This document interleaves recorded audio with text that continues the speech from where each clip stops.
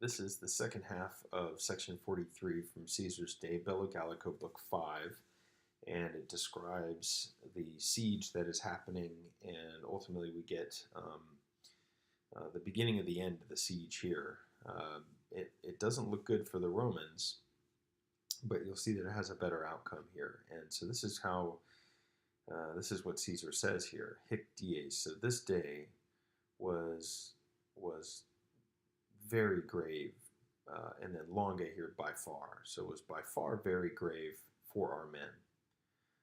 But nevertheless, it had this outcome, that on that day, the greatest number of the enemies was wounded and was killed.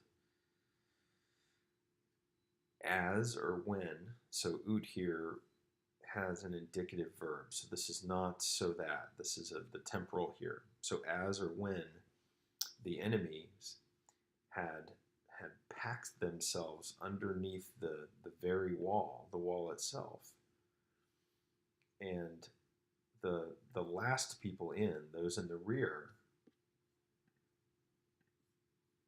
weren't giving a way out, a recess for those in front. Indeed, palum intermissa flamma. So with the fire having been essentially paused a little bit, so sent in between, but essentially stopped a little bit, abated a little bit, and with a tower having been thrust up or driven up to a certain place and touching the wall, the centurions of the third cohort,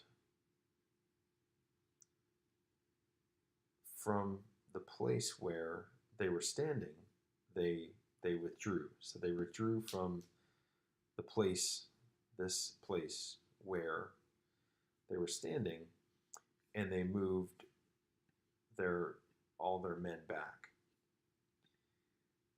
By signals and voices, the enemies, if they wished to enter, they began to call. So they began to basically mock the enemies. And so this tower comes up to the wall, and the centurions, instead of, well, fighting or panicking or being alarmed, almost mock them here. So they began to call forth the enemy with signals and voices if they would wish to come in, to enter. Well, none of the enemy dared to progress, dared to come forth. And then from all parts, from every part here, disturbed by rocks having been hurled down on them, they were disturbed, and the tower was burned.